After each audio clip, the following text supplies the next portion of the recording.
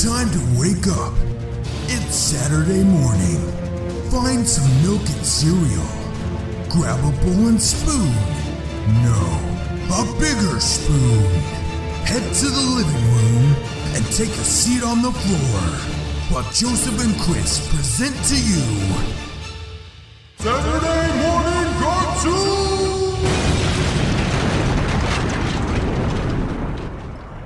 Hello everybody and welcome to Saturday Morning Cartoon Boom!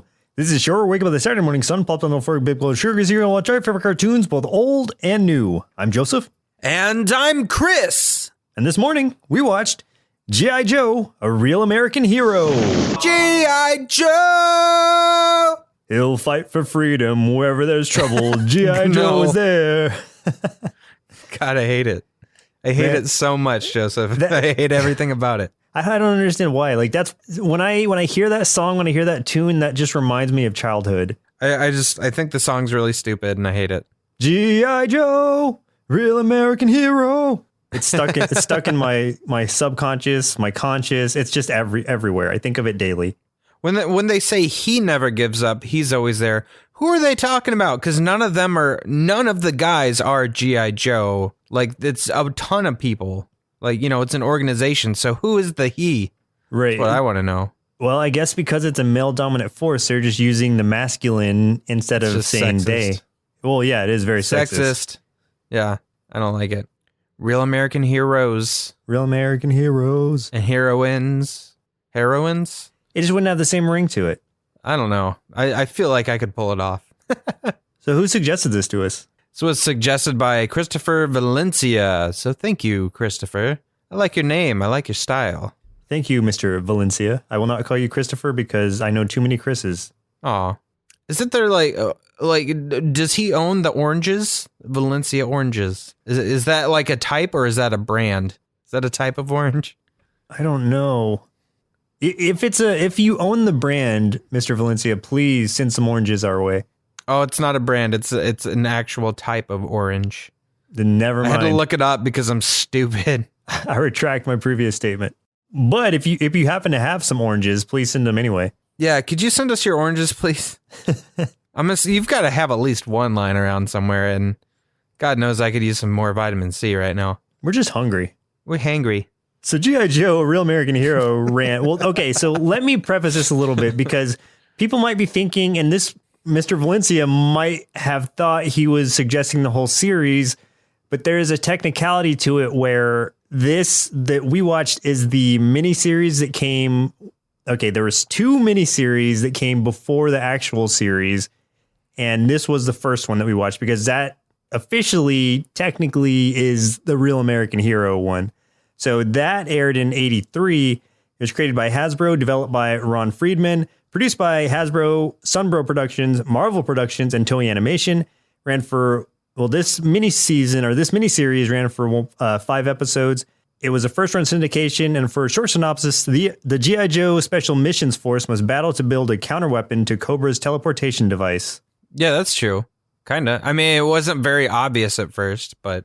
Okay, so we only watched 3 of the 5 episodes, and we kind of did like a odd episodes. Like we didn't watch 2 and 4, so there might be some stuff that we're missing. In fact, I'm certain that there's some stuff that we're missing, but I feel like we got enough of it to piece together what was going on. Yeah, we have enough. We don't. Yeah, we don't need any more. That please. Said, if we sound like we're leaving something out, we probably are, and please fill in the gaps for us. Oh yeah, we're leaving things out. So who are some of the actors who played in this miniseries? All right, so the characters of Duke, Dr. Vandermeer, and Major Blood was voiced by Michael Bell, who he's been in a lot of stuff. He voiced Zan in a lot of the Super Friends cartoons, like all the early stuff. He was the voice of Bruce Banner in the original Incredible Hulk cartoon, in Voltron, Defender of the Universe, and in Voltron the Third Dimension. He was the voice of Lance. He was Prowl and Sideswipe and Transformers. He was lots of Smurfs. He was lots of Smurfs. And he's been in tons of video games like the Diablo series, Warcraft 3, Fallout Tactics, Metal Gear Solid 3, as the Fear. Just tons and tons and tons of work on this guy's resume. So Big veteran there of the cartoon world. The voice of Scarlet was B.J. Ward, who was also in the Incredible Hulk cartoon, who voiced Betsy Ross and Alicia Masters, and also joining Michael Bell, she was in Voltron and The Third Dimension as Allura. So that's pretty cool. Also the voice of Velma in several Scooby-Doo movies and games. The voices of Gung Ho and Cobra Commander were Christopher Collins, who is also known for voicing the characters in Transformers of Starscream, Wheeljack, and Sparkplug. And he also voiced Mr. Burns in The Simpsons for a very short period of time. Like, I'm talking like only a year. Oh, wow. The voice of Destro and the voice of Stalker was Arthur Burghardt, who was the voice of Devastator from Transformers and the Skull That Talks in the Conan live action series. I guess there was a talking skull. I would assume. And he must have been a pretty prominent character because he's in a lot of episodes. So that's the Skull That Talks. The Skull That Talks. The voice of the Baroness was Morgan Lofting, who was the voice of Aunt May and the Black Cat in Spider-Man from 1981, the animated series. The voice of Selena was Marla Frumkin, who also voiced Velma from Scooby-Doo in Scooby-Doo and Scrappy-Doo and the new Scooby-Doo Mysteries. And then finally, the last actor on the last person on our list I'm going to talk about is Snake Eyes, who was voiced by no one. Yeah. He was voiced by a silent microphone. You know what? I'm just going to assume he was voiced by Frank Welker because every character is every other character. Of course. No, Frank Welker actually was the wolf. Oh, really? Okay. Well, that's close I'm not enough. even kidding. Yeah. Not even kidding. Oh, Timber. Yeah. I think it was Timber. Nice. I don't know. I mean, if you have an animal in your cartoon, Frank Welker was the voice. So That's true. It's just how it goes. So for a few tasty marshmallows out of our big bowl of real American cereal, the popularity of the 30-second G.I. Joe toy and comic commercials that Hasbro commissioned from Marvel in 1982 led to the production of this 5-part G.I. Joe miniseries that aired in 83. So this was all kind of a build-up from the toys getting these like awesomely animated commercials to them being like, hey, why don't we just make a series out of this? I bet we could sell more toys. And then that led up to them actually making this series. Well, they made one miniseries first, which was the one we watched. Then they made another miniseries following that. And then after that miniseries was successful too, they just made this whole big series. And that's what is more commonly known when you think of the G.I. Joe series. Right. Hasbro is like famous for making cartoons based off of just wanting to sell toys for money. Success, man. They did it. Yeah, it's true. Because the series was created as a vehicle to sell toys, even though Hawk was the original G.I. Joe leader in the toy line and comics, because they were phasing him out in the toy line by the time they brought the series about, Duke took over as leader during the start of the animated series. However, when Hawk was reintroduced in the toy line during season 2, he also inexplicably took over as leader in the show. So, I mean, that's just how they kind of phase the toys in, or that's how they phase people in and out of the animated series is by like, are they popular toys? Okay, then they're going to be big characters in the series, so we can sell more of them. And that's interesting. Vice versa, if they're phasing out the toy, then it's like, well, they're no longer needed in the series. They're not going to kill him off because it's still a kid's show, but they'll be like, okay, well, he's on vacation or something, or he's doing something else. Right. Yeah. Duke's on vacation right now. Yeah. He's on vacation for the next year. We'll see. Yeah, he took PTO. He's he's taking his sick leave. He's got a kid that had to stay home from school. He saved up a lot of sick leave, so he's got the next year off. So this miniseries, while, you know, at first known as G.I. Joe, A Real American Hero, later when Real American Hero and G.I. Joe were the main series, it was called The Mass Device, G.I. Joe, The Mass Device, which makes sense because that's what it revolves around. And that's what it was called when it was re-aired during later syndication. Right. Yeah. And the lyrics refer to G.I. Joe against Cobra and Destro in this series, in the miniseries. And then starting with the second miniseries, that line would be changed to G.I. Joe against Cobra, the enemy. So they take Destro out of the title, out of the song. Interesting. And then, I wonder why. I don't know. And then maybe because they were trying to like phase Destro out a little bit, or make bring Cobra Commander as more of a commanding force in there. Yeah. Because here it's kind of like if you think about the relationship between Starscream and Megatron, it's kind of like that, except this would be if Starscream was the leader and Megatron was the one trying to usurp him. Yeah, exactly. And like I honestly did feel like that when we were watching this. And it made sense. Especially, and it's funny because I mean the guy that voices, Cobra Commander is the guy that voices Starscream. So there's that like second duality there. It's weird. I think it's just when you hear that raspy, nasally voice, it just brings Starscream to mind immediately. And I just think I can't think of him as the main leader. I always just think of him as the really shady, weaselly side guy who's trying to take over. Exactly. It's an iconic voice, man. Like that's one that, like, if I read any Transformer comics or anything, as I'm apt to do, I mean, like, I'll never hear another voice except that one. Oh yeah, so for it's sure. Like the first Transformer Michael Bay movie that wasn't super horrible. Like it's super disappointing when you hear Starscream talk because you're like, oh, it's not. It's not Starscream, man. On that same note, like when I read G.I. Joe comics, like when it's either G.I. Joe and Transformer or G.I. Joe and anything else, it's like I always think of Cobra Commander's voice as that too. So that nasally high-pitched voice is just synonymous with these characters from my childhood or from our childhood. Yeah.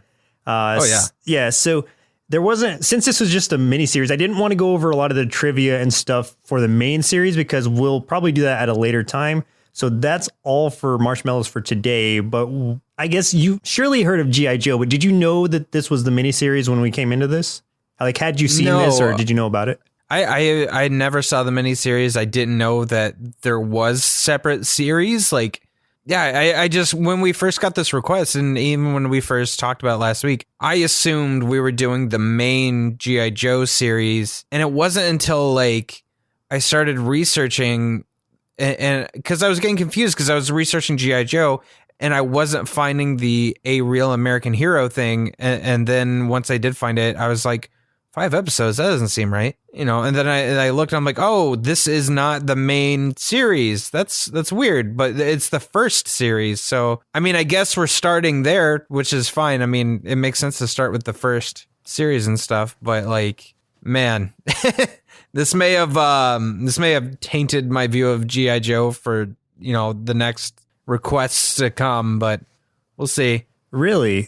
I found it, even though like, I know it was kind of a lead into the main series, I still found it pretty charming. Like I liked things about it. It felt like a good, almost like a pilot episode, like a long pilot episode to the series. Oh yeah. Like, yeah, I can agree with that. It felt like a long pilot where it just wasn't developed as well as it could have been. And I'll get into a lot of that once we start talking about the episodes and then in the wrap up. I'll give you all of my opinions on it and what I think went wrong and my viewpoint on this miniseries. Right on. So let's go ahead and jump into the episodes we watched for today's show. Very first episode, highest rated episode, and finally randomly chosen episode. Order may vary depending on how these episodes fall chronologically, but of course we have to start with the very first episode being The Cobra Strikes, Season 1, Episode 1. Of course it's Season 1 because it's just this miniseries, but Episode 1. Yep. And in this one, Destro builds the mass device. Yeah. That's it. Actually, yeah. And Destro builds the mass device, which is capable of teleporting objects and people from one location to another. And in order to send its beam anywhere in the world, Cobra steals a powerful relay satellite. And I'm not going to say the rest because we'll get there. Okay, so the way that it opens, it's on this like landing. What are those called? Like landing ships strip or something. Yeah, and we see like a jet come flying in, and there's these 3 Joes just standing there. It's Duke and a couple of others, and they're like, this plane's flying way too low. And literally, if they hadn't ducked, like it would have killed them, all of them, because yeah, exactly. I'm gonna kick the mustard out of that crazy hot dog. Yeah, that's what it was. And then yes, like they land, the perpetrator lands, and it's Scarlet, who I recognized immediately. Like that. I don't remember Duke that well because he's just like the really generic character, but Scarlet I remembered with her little crossbow and just the way she was dressed and her red hair is very reminiscent of how she really kind of stayed throughout the series. It's kind of funny like how angry Duke was until he saw that it was Scarlet. And then it kind of changed pretty quickly because, you know, she like took her helmet off and like fluffed her hair out, like all like, you know, waving it around. Yeah. And he just immediately it kind of just changed and he's just like, hey, you know. And I'm like, oh man, come on. She was like, I missed you, Duke. And he's like, you almost didn't. Instead, right. Instead of being like, you almost killed us. Yeah, he's like not going to reprimand her now because it's her. Well, because it's a pretty lady. He wants to get with that so bad. So like this is the part where I was just like, well, I'm in trouble now because I was just like, I don't know if I'm gonna like this because so then Cobra starts attacking, like all these jets start flying over and they're bombing the airfield and stuff, and it's literally like 30 seconds of just somersaults, just everyone doing somersaults to dodge all the missiles. And I'm like, I've been in a gymnasium and have never seen so many somersaults before. It was crazy. Well, I mean, you weren't dodging missiles from jets in the gymnasium, so yeah, I feel like running would accomplish, you know, a lot more than just falling over and flipping around. I was impressed. At one point you kind of slow down in that turn there, you know? Yeah, I was impressed by the fact that they were able to see those shots coming and still aptly dodge them with not a lot of problems. Like in reality, those shots would come so fast you would not have time to react like that. They're Joes, man. They've got a lot of instinct. Fair enough. And then they get into a jet plane and start attacking back. I think they're called Sky Strikers is the name of the probably toy that accompanied them. And yes. Yeah. And then they get up there and I think just one or two of them like start taking out most of that fleet. So they're just like, retreat. And the Cobra force runs away. But they did what they came to do, sort of. They just kind of crippled them a little bit or handicapped them by taking out some of their Sky Strikers. And that's when we cut over to Destro. Well, right now he's a hooded figure, but going to the Cobra mountain base, Cobra Temple, I think it was. Yeah, and what was funny is like as he's walking in, I'm thinking, wow, this is ridiculous. I mean, everything is so snake themed. I mean, just everything. The inside is all ornate and stuff, and the Cobra Commander sitting on this giant Cobra, like golden Cobra throne thing. And I'm like, man, like he went real overboard. And what cracked me up is how Destro kind of recognized that because he said something about how dramatic the base was. And I was like, man, I've been thinking the same thing. That's hilarious. He said it was ridiculously melodramatic. Yeah. Yeah. I was like, yep. That was pretty good. You got a point there. It's funny when they are able to notice that themselves too and point it out. Very self-aware. So I'm unsure of Destro's real purpose because I know Cobra Commander, he is the head of Cobra, which is a terrorist organization. You know, it's like a very modern, like Al-Qaeda, I guess, but on a global scale, and they're all white people, I think. So at least, well, we don't know about Cobra Commander. He wears a handkerchief on his face. But everyone else is just a bunch of white dudes. Not in this miniseries, he doesn't. He wears that glass helmet. Oh, it's the helmet. That's right. He's wearing the helmet. Jeez, man, I'm ruining the whole cartoon.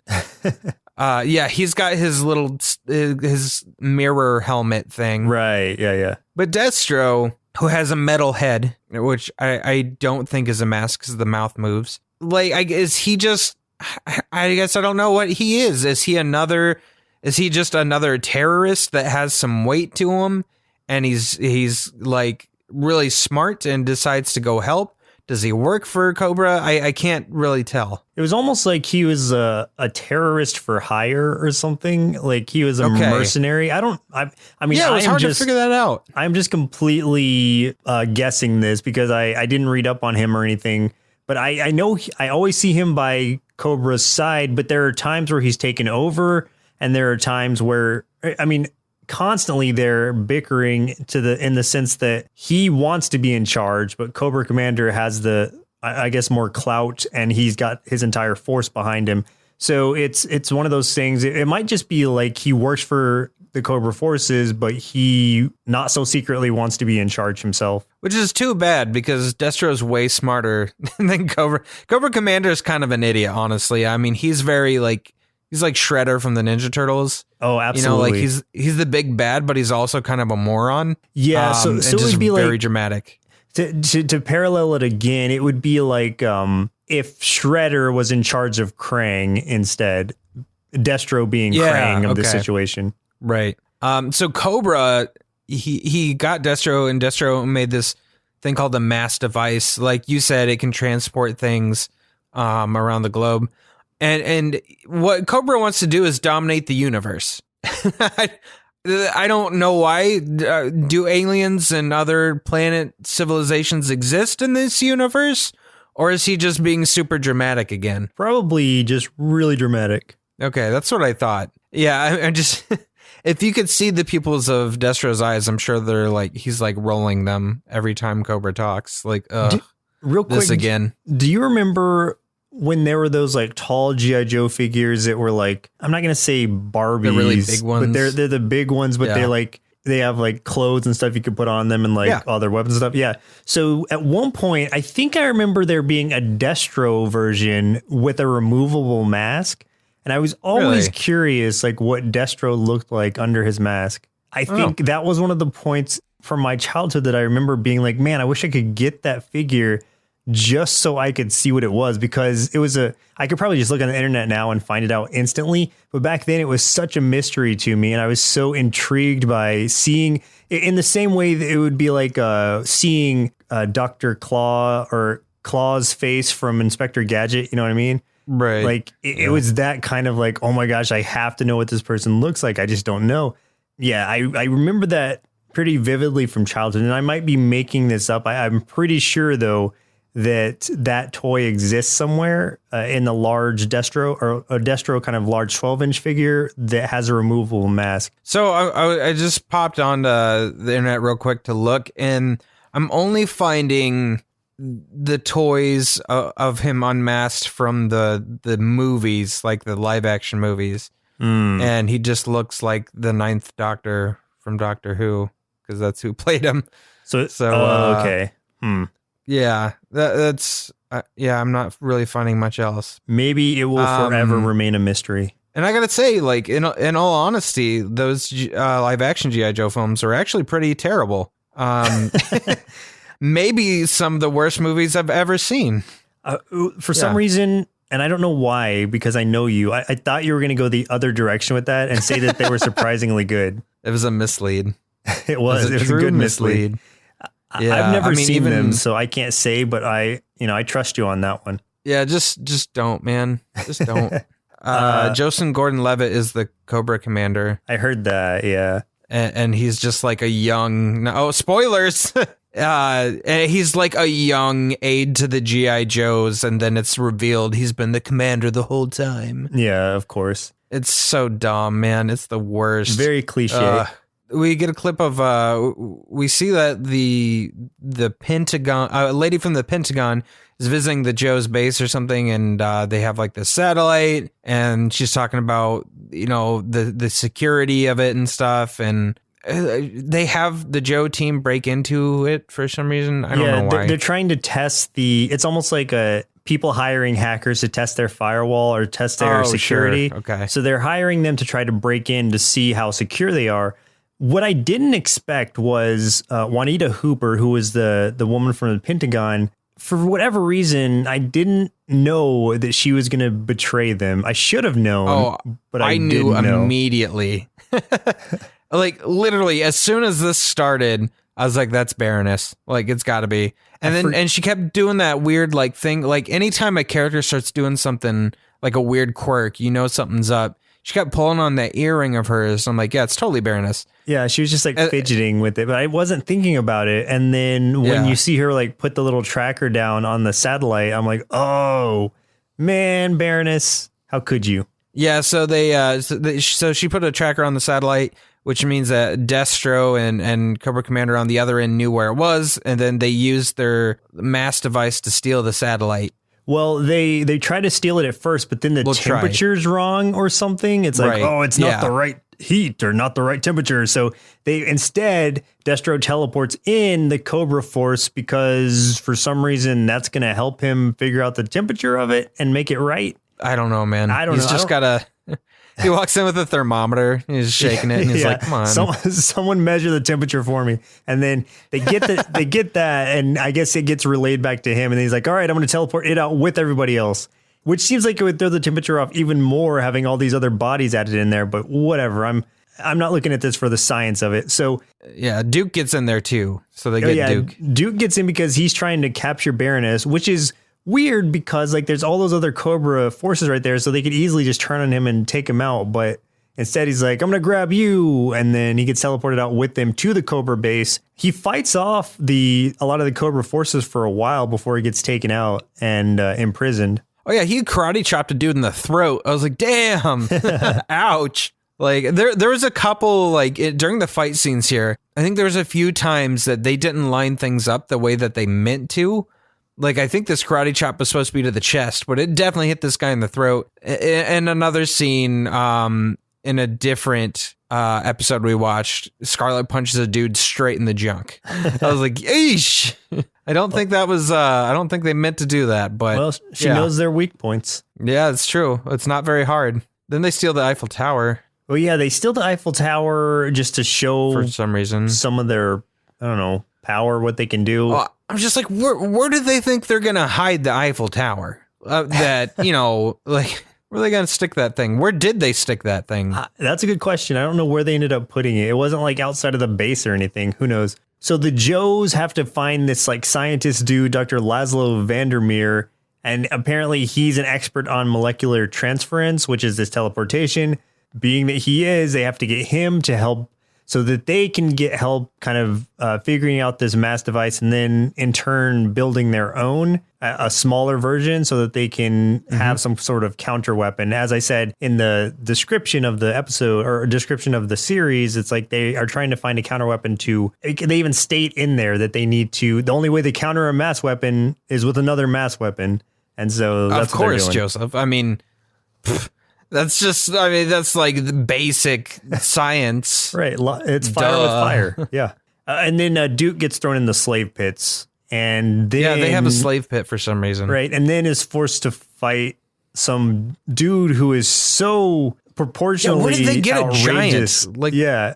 He is literally like Duke might be as tall as one of his legs. Like he is that big, or at least in one of the angles they show, he's that big. And this could have just been like them kind of putting the frame on the wrong layer, but man, he looked huge. And he also meets Selena there, who is so like all the slaves there have like this band put on their heads with these lights on it, and Duke immediately realizes that they're mind control devices. He's like, but there's lights on there lighting up like some sort of brainwave, I don't know, thing. Oh man, it takes them a while to figure it out though. Like they're all crawling around like zombies when he gets there. He's like, well, they look normal. Like, what? They look so normal, but there's something on their heads. I like how he immediately, when he's just like, oh, it's got to be some sort of, the brain readout device. And I'm like, it's literally 2 green lights, like just little LEDs. And I'm like, what? How? That's an awful big jump there, buddy. Well, after he kind of starts to try to figure it out, he's just like, water, someone please give me water. Water. He meets that girl, Selena, who wants to actually help him because like her thing doesn't work quite right. Yeah, like she's able to overpower it in some way, or I can't remember how she explained it, but it's like maybe the signal is spread so thin that there are points where she can overpower it or something. Well, I think hers maybe malfunctioned because like one of her lights was green and the other one was like orange or red. So it's like it was only half working. Okay, yeah. So the way that we watched the episode, there wasn't like a clean ending to a lot of them because it's really just one long, almost like a little TV movie.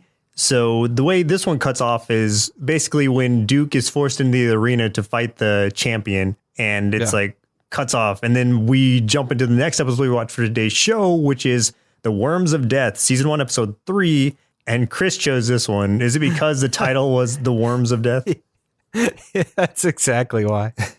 This is funny. And I'm so glad I picked this one because there's some ridiculous stuff. This one was hilarious. In this one, G.I. Joe and Cobra battle at the seafloor over heavy water needed for the mass device, but must join forces against giant tube worms. That's a fact. Yeah, it's true. Can I say real quick, like, I don't know if it gets better in the regular series because I don't remember, but the woman voicing Baroness is awful, like with Russian accents. Like, I mean, it doesn't. Oh, man. It sounds like she's trying to do a Russian accent without having ever heard someone speak Russian. It's just like, it makes me cringe. I'm like, oh, man, come on. Yeah, I like, guess you're a professional. It was like she was trying to be Natasha from Boris and Natasha, but poorly. But couldn't pull it off. I don't remember if Baroness had a Russian accent in the main series or not. She might have, but they might have used a different actress. Who knows? I hope that they hired someone else because I don't remember it being that bad as a kid. So the way that this one opens, Cobra is just like basically telling the world to surrender to the new order of Cobra by noon, or else he's going to destroy New York, I think is what his threat was at that point. Yeah. Everyone always wants to destroy New York. Like, what did New York ever do to you guys? They're fixated on destroying New York. Bunch in of this jerks. One. Yeah.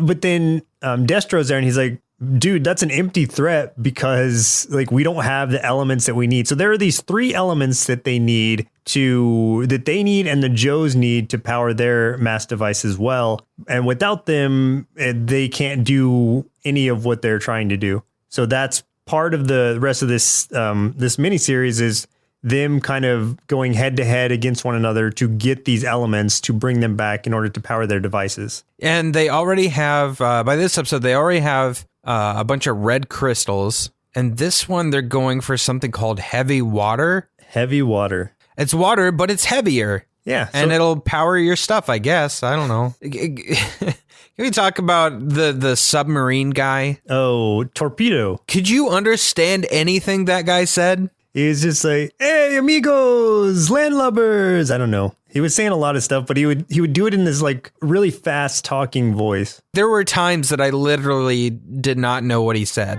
Snake Eyes. Oh, God, this is the best. I guess in the last episode, like he's kind of going head to head in this volcano or something with the Cobra forces. And he's gotten this element that they want, but he is now completely radioactive, like covered in radiation. So they're just like, oh, like don't touch him, leave him to die. And so he's walking off with this little container that has the element in it. But also since he's pouring with radiation, I guess that's what that orange or that reddish glow is supposed to be. Yeah. Yeah. And so what I liked about this, because it was so crazy, was when he ran across, so as he's walking off, he runs across, first he runs across a wolf who ends up, it's a wolf who's trapped in a bear trap. So he releases the wolf and then they become best buds. By the way, Snake Eyes is in like the Arctic for some reason.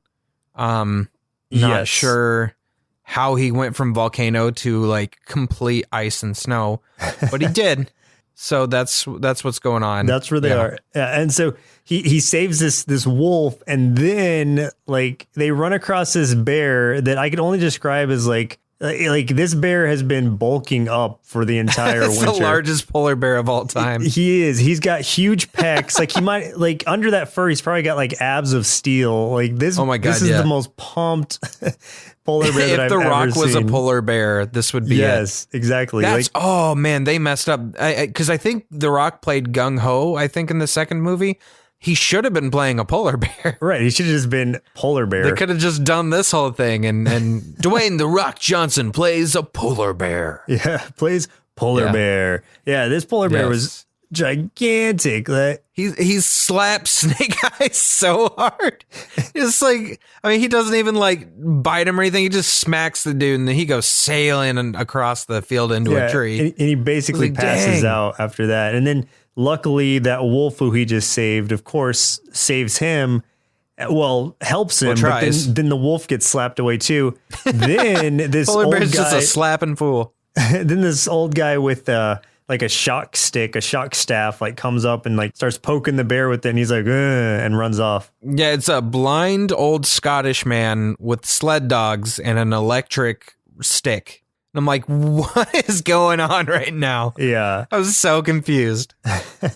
I'm still confused. Yeah, so we've got this going on while the underwater stuff is going on. And what Torpedo, the guy you were talking about earlier, is trying to do is help them go to, of course, retrieve this heavy water that's at the bottom of this ocean. But they run across, and then I don't know, like you said, I don't know if the regular Joe series continues like this to have like monsters and stuff in it, but in this one it's these underwater tube worms that are so giant and they're literal monsters. Like they're in these like rock formation, like long cone things, and they come out of there because people are being dumb and smacking literally one of the Joes is hitting the side of one of these rock formations like like thinking it's funny. It's not funny. This is real life. And the tube worms start coming out and they're attacking. And Cobra's there at the same time for the same stuff. But both sides are getting attacked by these worms, which, what the hell, man? Like, the audio was so bad. Like, they were just blowing those freaking microphone speakers out doing whatever noise for these things. It was terrible. Oh, yeah. The noise that the little monsters were making. Yeah. Oh, it was so weird. It was distorted because of how loud it was. And so what ends up having to happen is, so they can get to this hard water at all, they have to help each other. Well, first, Duke proposes that they help each other. Or no, not Duke. Torpedo proposes that they help each other, I think. And Baroness is just completely against it. She's in this like large, like spherical little ship underwater instead of just swimming down there like everyone else. And then the tube worms start to really mess around with her and like penetrate the hull of this ship. And so it starts leaking in. Yeah, her ship's getting broken apart. She ends up agreeing to work with them just so she can survive, basically. And of course, inevitably ends up betraying them when they actually do get to the hard water or to get to the heavy water.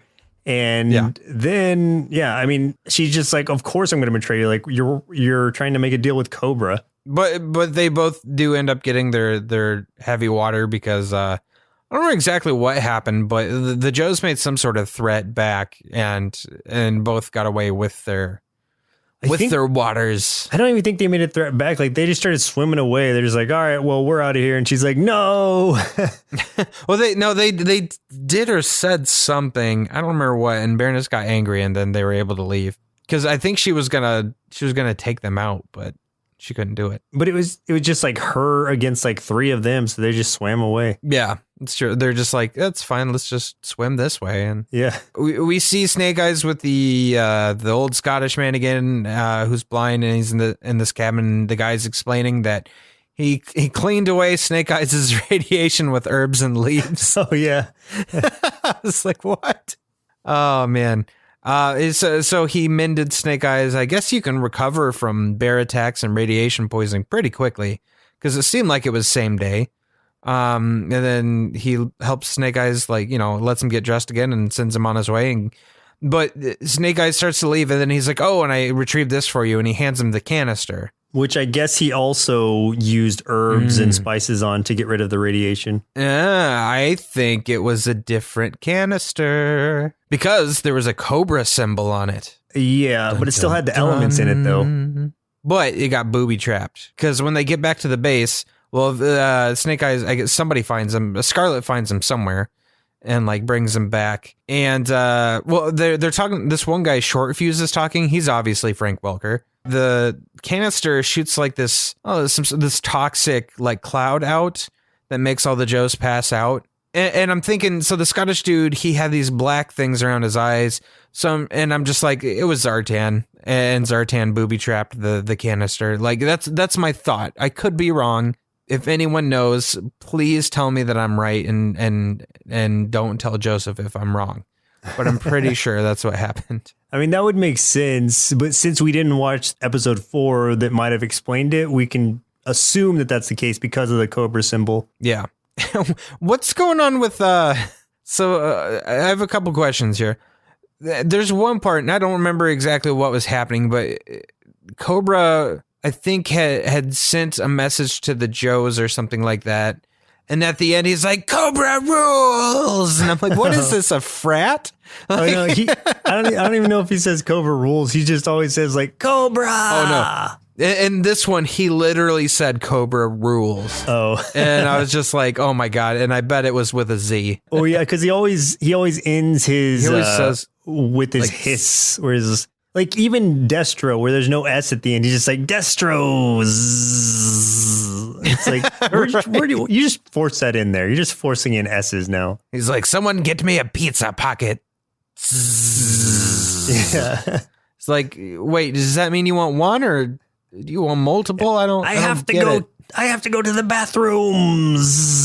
It's like we're like one bathroom more. I don't get it. Here's my question though. So for whatever reason, old man Zartan or whatever, he is like, before you go, we have to name your wolf something. Like he needs a name. Yes. And he's like, we'll name him Timber. That's a great wolf name because Timber wolves. Because Snake Eyes doesn't speak, is he the only one who's going to know that wolf's name is Timber ever? Or will he, like, how will he relay this to them? Does he write? I don't know. I don't know if he writes anything ever. Exactly.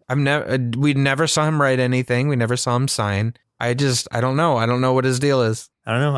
I'm concerned about this poor wolf. No one will ever know his name. They're going to name him something else. And the whole time Snake Eyes is just going to, he's not going to talk about his feelings being hurt, but he's just going to silently stew over it. Yeah. It's like that's not his name. Crosses his arms. Timber, but yeah. Yeah. There's one funny part where they reveal the mass device that they made, and the doctor sees it, or the professor sees it, the guy they brought in, and he's like, oh, yes. Basically like, should I be honest? Like it's crude, it's roughly constructed, it's ugly, but I guess it'll get the job done. Like he's just so mean about it. It's like, come on, we just put this together in a really limited time. Don't be so hard on us. I know, he's just like, he's being like a teacher judging a science project. Yeah. Like, what a jerk. Like, if it's bad, tell us how to fix it, you jerk. It's like, I'd give it a C minus at best. Yeah, like the like fate of the world is like on the line, and he's judging their craftsmanship. Yeah. He's judging the aesthetics of a scientific device that is needed to save the world. Right. Put together just by like a bunch of like basic, I don't know, like a mercenary company who's never done something like this before. Yeah. It's like, maybe put another coat of paint on it. It's a little dark. But yeah, he is not concerned at all about saving the world, just mainly about how that thing looks. Yeah. So them getting like that paralytic gas getting thrown out of that canister, that's where the episode cuts off. And that takes us to the last episode we watched for today's show, which was the last episode of the miniseries, A Stake at the Serpent's Heart, season 1, episode 5. And in this one, Destro overthrows Cobra Commander and tries to force the world to surrender. I like how, so since we were on the topic a second ago of the professor like judging the Joe's craftsmanship so much, like when there's a dire need to just move on and get this thing working. So this episode starts out, Destro had kidnapped Scarlet, I guess, but something had happened and she's tied up and they're in this jet and the jet is stalling out and heading towards the ground. She's telling him, what to do because the G-force is keeping him from the controls. So she's got some arrows because she's Hawkeye now, and that one has a line that will pull him there and stuff. And so she's telling him what to do, but insulting him the entire time he's doing it. Yeah. And I'm like, man, what if he's just like, you know what? I don't need this job, and just lets them both die. Yeah. She's just like, I was like, you have to get the third arrow out of the quiver. And he's like, the first one. And she's like, no, idiot. Well, what's funny too is like, there is no third. It's like, it's a bundle, because it's in a quiver. It's in a quiver. So it's not like it's in a straight line. Right. So it's like the third from which direction? You're not helping, Scarlet. What a tiresome tigress she is. My left or your left? Come on, give me something. Oh man. But I do like, so he obviously gets it straightened out because they don't die and they get to the base. And I love how here Cobra Commander is now wearing a cape and he's got a gold cane. Oh, with of course, with a Cobra on it. And just, man, the Cobra Commander seems a bit touched. There's just the things aren't right in there. It's not that he's evil. It's not that he's, a terrorist. I think he's like just mentally ill in plenty of ways. He's just an extremely extravagant individual. I like how Destro gets like super angry and is like, because Cobra did something and I don't remember what it was. I think Cobra threatened to destroy New York again without any means of doing it. And he's just like, you've got to stop doing this. Like, if we don't have any means of doing it, like, you're literally making us look worse for not being able to back up our threat. That's right. And then as Destro's walking away, like, Cobra Commander throws his staff at him, and he's basically just like, shut up, him in Destro. the back of the head. Yeah. And that's the last straw for him. Like, Destro at that point is like, all right, you know what? You're right. Like, this is the way to do it. So he grabs the staff, like crushes it, and then takes over, because what's Cobra Commander going to do? Right. Destro is a very powerful man, and he obviously is the more directly evil of the two. Cobra Commander just seems crazy and kind of like an insane evil mastermind, whereas Destro literally has plans and knows what he wants to do. Well, it's like, if we were going the like D&D route of this, then like Cobra Commander would be like chaotic evil, whereas Destro is more lawful evil. He's more forward thinking and makes plans, and Cobra Commander just wants to be a snake. He just wants to be a snake and own the world. Yeah, I wonder if he is like a snake man. Like, that's why he won't take his mask off. Maybe he's Hiss from the Masters of the Universe. Could be. I think he's like the polar opposite of Batman. Like, he fell in a cave full of snakes, and then he became the snake. And instead of Snake Man, Cobra Commander just sounded better. So he sounded way better. Yeah. So the Snake Man was probably taken. Well, it's taken because it's a Mega Man villain. No, there it is. That's why. Yep. So Destro, he says he's taking over. This is the best of Cobra Commander. He's like, no, stop. I'm talking to you. He's like a child. Like, he's literally chasing after Destro, like crying out. I was going to say, it reminds me of, like you said, a child where it's like one of those really rich, snobby kids who finally are getting put in their place. And they're just like, no, you can't do this. They're like, what are you going to do? Like, no one's ever told you no, and here I am doing it, and all you're doing is throwing a tantrum. It's not like Destro like tied him up or incapacitated him anyway. He just said, I'm taking over, and then walked off. Yeah. And Commander's throwing this big fit and just, I guess, accepts it that Destro took over. Yeah, because like you could probably just go command your troops and they wouldn't listen to Destro. But because all Cobra Commander is going to do physically is like slap him a couple times. Like, he's not powerful. Yeah, throw canes. So Scarlet gets put in in a holding cellar where Selena is. She sees that Selena's wearing Duke's ring, so I guess they're engaged now. I don't know, but she. So first they fight, and then they make friends, and then Selena says, "Hey, we have a plan. All the slaves are gonna break out, and we're gonna lead a rebellion." And so Scarlet's like, "Cool, I'll help," and all that good stuff. So that's the thing. Both sides have the mass devices working. Cobra is ready to use it. Well, Destro he's basically, so they have the leaders of the world captive and with the mind control devices, and they take them off, and basically Destro's like, all right, now I want you to tell all of your nations that we have taken over and they need to surrender to our demands. And then Destro gets impatient because they're not giving up right away. They're saying like, well, we need to have some meetings on this. Like, we need to figure it out. So Destro's like, no, right. This is not like up for debate. Surrender or die. So he's like, as an example, out of all the places in the world, destroy New York. We said we were going to do it for a while now. So let's just do it. Let's take out New York. Yeah. So he actually does fire off the shot. Yeah.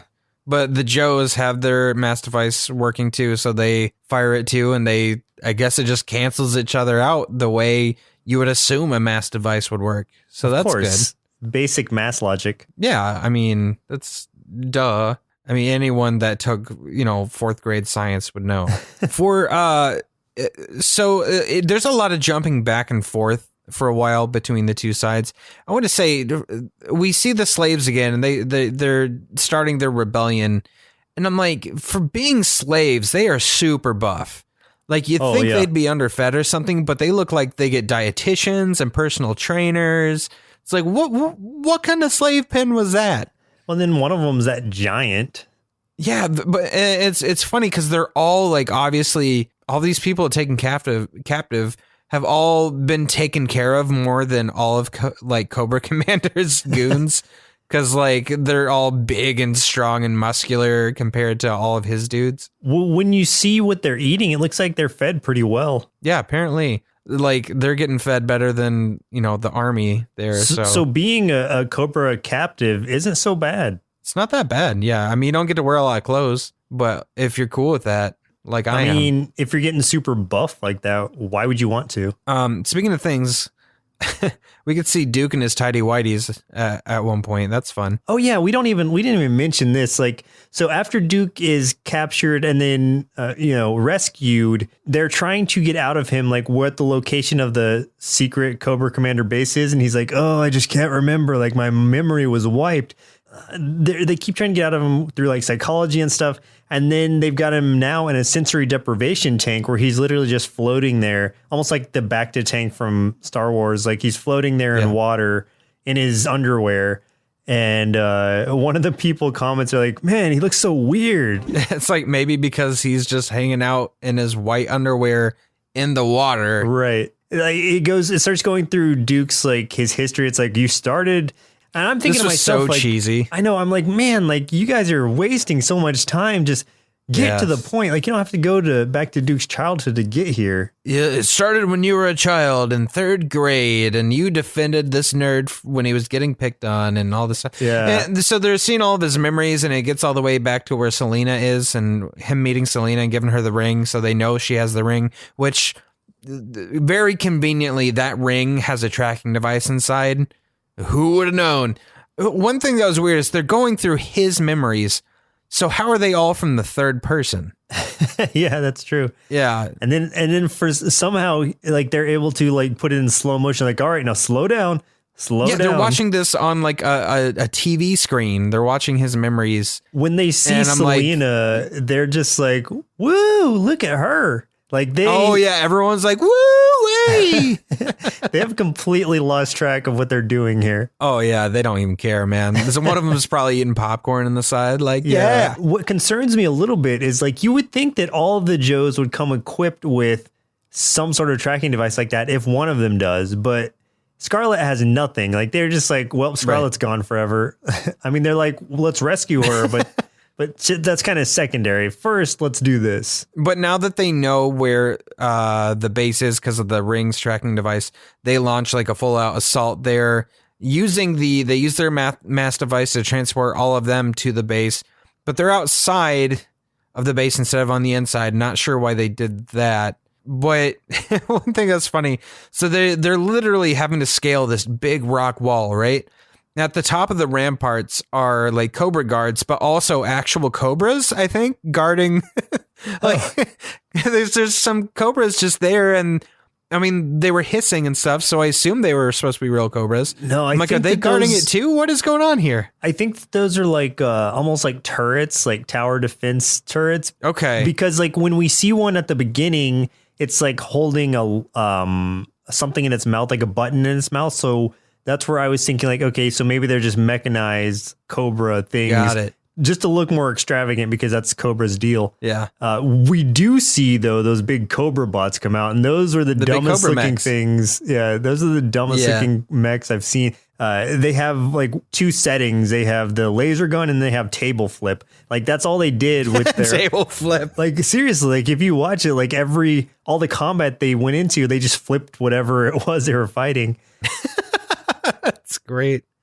They don't last long either. Like they get taken out pretty quickly. Yeah, they get taken out easily. It was funny though because when they came out, they were making like growling noises. They're just like rawr, rawr, rawr. It's like you guys never heard a snake growl. These are robots, I mean, I don't know. It was so weird. But yeah, you're right. Snake Eyes brings like magnetized grenades or magnetized mines or something, and they track to the metal on the bots, and then. What's even weirder is like these bots are like scared that they're on. There's like, and it's like, come on, you're supposed to like. Did he give you feelings? Like that's really cool. If Cobra Commander gave you feelings and emotion. Hey, Cobra Commander is he's insane. Like he's Yeah. who knows what he did. And I'm also wondering, like, because they growled, like who was like, hey, we need to record some voice lines so we can make these big mechs growl. Yeah.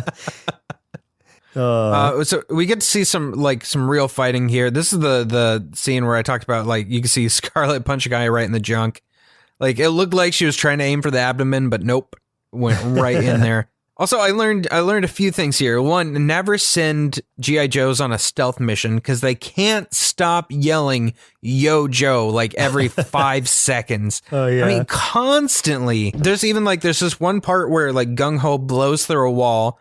He runs through it and yells "Yo Joe" before he starts even shooting anything, and all these guys start like shooting at him before they even do it. It's just like, is that your first instinct? Like, you get through a doorway and just yell before you check to see if anyone's in the room? He's got to give himself away. Got to give him a head start. Give him a fair chance. My favorite part of the whole thing, of this entire show, and this this wraps up like how stupid Cobra Commander is and how dumb I feel like this miniseries kind of was that, so Destro gets away. Cobra Commander sees that he's outnumbered. He can't do anything. So he tries to sneak out amongst the G.I. Joes wearing a blanket and a basket over his head. The best part is none of them notice except for the wolf. And the wolf is the one that stops him. I'm like, are you serious? This guy walks out with a blanket wrapped around him, a basket over his head, and that doesn't give you pause at all. You're just like, oh, that seems that's what Buckethead. That's him. He's one of us, right? Typical torpedo. Yes. I was just like, what is this? That's pretty funny. And then, the wolf Timber finds him out and it falls off. Then he's like, curses, I've been captured. They wouldn't have caught him if Timber wouldn't have pulled the blanket off of him. Yeah. It's so stupid. That was a poor plan. But then Destro, it kind of leads into it seeming like Destro's going to take over again because he's like, you haven't seen the last of me, as he flies off. Me. Yeah. One of the dumbest parts was here at the end where it's probably what you were about to say, but they're like, okay, let's teleport the Eiffel Tower back to where it belongs in London. And then the guy teleports it there, and then Duke's like, wait, you put it in London? He's like, I guess I put it in the wrong place. And then they're like, well, we're all out of juice. We can't teleport it anymore. I know what we're going to do. And then they go to London and start ferrying the Eiffel Tower across the river, the waterway to Paris. They're like, well, it'll be there in a few days. The reason I say that, the reason I even bring it up is because it's so pointless. It doesn't belong there at all. And it just like, it's almost like an insult to them just saving the world. It's like, these are complete morons. I wonder if this, since they don't have any of those like, and knowing is half the battle at the end of these episodes, since this is the first start of the series, I wonder if this is that example, because he does say, well, nobody's perfect. Yeah, but we do okay. And that was like, that was their answer. It's basically like, yeah, we're all stupid, but we're still here. But we still save the world, and you can too. Oh my God. Yeah. It was fantastic there. I felt like it was on a decent run until it got towards the end where Cobra dressed up like, and they didn't know he was there, dressed up with a basket and a blanket, and they teleported the Eiffel Tower to the wrong place and then made a whole thing about getting it back. If it had just been like like they teleported to the wrong place and they all just ended the episode laughing, I would have been like, okay, well, that's just typical 80s cartoons. But no, they made a deal out of it and they made it into a message. They had to stretch it out. Yeah. And that's where it was like, okay, that feels out of place. Yeah. Well, Chris, looks like it's about time we illegally enlist our inner kids to become real American heroes by fighting off buff polar bears and tubular worms, and then ask them what they thought of their time with G.I. Joe, a real American hero. This show wasn't really what I expected. I mean, I kind of get it, but I don't think I get it. I mean, guns and explosions and stuff are super cool, and Snake Eyes is awesome with his pet wolf, but, like, everybody else seems really stupid, except for maybe Destro, which is why I want to be just like him when I grow up and start my own criminal gang called Platypus. Platypus. But I couldn't even tell who was who most of the time, and Cobra Commander is a whiny little weirdo, so I gave this cartoon 2.5 bowls of cereal out of 5. Even though this wasn't exactly the G.I. Joe cartoon I'm most familiar with, I can still appreciate this miniseries that led to the main show. The animation was stellar for cartoons at the time, the action scenes were top-notch, and even in their early phases, the characters still resonated with the ones I remember. Except for Snake Eyes and Baroness, like, they looked way cooler in the main show, their outfits just didn't seem right.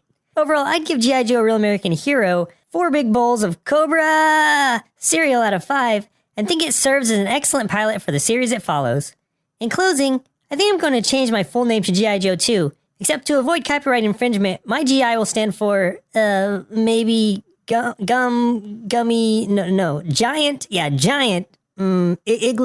iguana. Giant iguana. Giant Iguana Joe! I don't know where to go with that. You're going to be leading the platypus forces, and I'm going to be against you as Giant Iguana Joe. Giant Iguana Joe, yeah. But yeah, platypus all the way. Platypus rules! So, yo, Joseph, do you have any closing comments on this show? I'm sorry, I couldn't resist. It wasn't as good as I remember the main series being. Okay, here's what I'll say. I hope the main series is better than this. Not that I thought this was bad, really. I thought it was a good lead up to what was to come.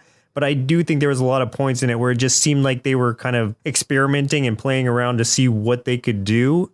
And they didn't really hit the mark in a lot of places because of all the sometimes pointless scenes that just didn't seem to fit. But overall, if I took all those out and just kind of put it together as a series minus the dumb parts, I really liked what I saw, and it makes me look forward to actually watching the main series again once we get to that. Yeah, man, I don't know. I see the foundations for what could be a cool series, but this one was a little too ridiculous and over the top for me. And just seriously, Cobra Commander, what the heck? Is he always like this? I mean, he's like not even menacing at all. Like, I mean, to me, it seriously felt like a guy who loves snakes became the head of a multi-million-dollar terrorist organization because he acts ridiculous and nothing he does makes any sense. I mean, like, it just drove me nuts. And I agree with Little Me in that there are so many characters that lack any real defining traits that I constantly had to keep looking up who they were because I couldn't get their names straight. I mean, more on the side of the Joes than anything. There's a lot of just random bearded or mustached guys that have like 3 or 4 lines, but they're always in the background. I'm like, I don't know who this is. So I don't have a desire to watch the rest of this miniseries, honestly. I'm only missing 2 eps, but I don't. That's 2 eps I'm good missing. So like you, I really hope that the main series is better than this one. Yeah, to your point, I don't necessarily think I'm going to watch the 2 episodes to complete the miniseries. I think we saw enough of that, but yep. I do think there's hope for the main series because that went on for a while. Yeah, and we know that there was some changes. I mean, even from some of the character designs, you can tell there's quite a few changes. So I do hope there is some improvement. Yeah, like when I think of Snake Eyes, I think of that really cool outfit where he has like the visor kind of thing on. And in this one, he just had like a weird kind of almost goggles. Like I didn't even know that was Snake Eyes at first until they called it out and he wasn't talking. Then like, oh, okay, so that's who that's supposed to be. And same with Baroness, where she's dressed in like an ugly, like blue with kind of yellow stripes on it outfit. Yes. The Baroness that I know is in that like black, all black with the red cobra on it. That just looks cool. So stylistically, they changed things for the better. And that's why I say this is a good warm up to it, but it wasn't quite there yet. But it did get there. At least I hope it did. We'll see once we get to the series. Yeah, I think you said it best when you said it was like a pilot, because it feels like that. It feels like an idea that wasn't refined enough yet. Mm-hmm. And so many more characters get introduced in the other show, and there's a lot of characters in this that I don't recognize. So I'm wondering if a lot of these get like these guys that, you know, that I said seemed kind of nameless and lacked a lot of definition, if some of them get dropped for more defined characters later. At least that's my hope. Yeah, their toys probably got phased out from the original series, so they disappeared. It's just like dude with a mustache. That's a toy. Let's put that out there. Let's call him Longwire or something. That's a very G.I. Joe name. Yeah, just name any item. Torpedo, toaster oven. I had his action figure, toaster oven. Yeah, toaster oven.